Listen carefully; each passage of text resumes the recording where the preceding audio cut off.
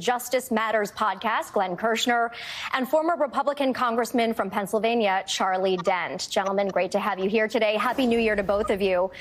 Glenn, let's start with the new law out of Nevada protecting election workers. How difficult will this be to enforce?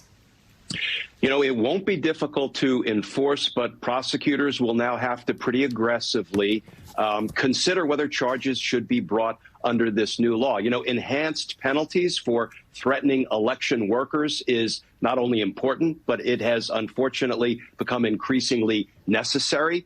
And, you know, one thing about this new legislation that should at least be music to everybody's ears is it passed both houses of the Nevada legislature unanimously. It was supported by a Secretary of State who's a Democrat. It was signed into law by a governor who's a Republican. So it is nice to see that people have come together in Nevada to recognize that we have to protect election workers. And it also expands criminal liability. So it makes it a felony for anybody to disseminate personal information about an election worker without their consent. And I have to believe that people like Shamos and Ruby Freeman, the Georgia state election workers, sure could have benefited from a law like that down in Georgia. Yeah, absolutely. You bring up a great point. You know, Nevada's just one state, but coming off the heels of Georgia, Charlie, how big of an issue do you expect election worker intimidation to be nationwide throughout the 2024 presidential race? I think this is an enormously consequential issue.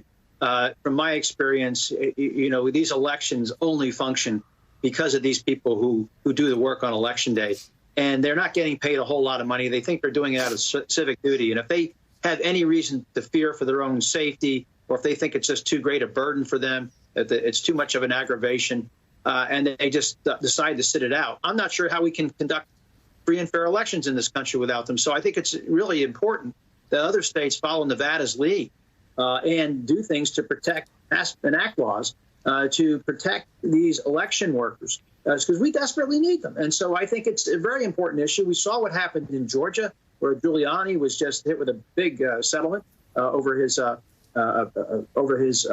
misconduct down there, but because of what he did to two election workers.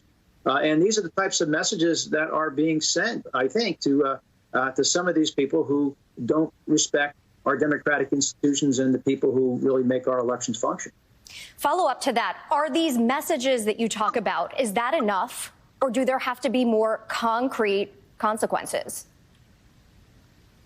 Well, I think they need to pass laws like Nevada. And then, as was just pointed out by the prosecutor, that these prosecutors are going to have to make these decisions about when to prosecute.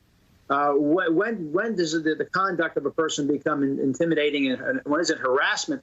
These are going to be judgment calls. But I do think some signals are going to have to be sent. Some people are going to have to go to jail in order to send the message, because we have seen some very aggressive behavior by people against election workers throughout the country, against people who are simply doing their job and are being accused of all sorts of things that they did not do. So I think it's time, long past time, that law enforcement step it up, so to speak, on these transgressors. Glenn, a federal appeals court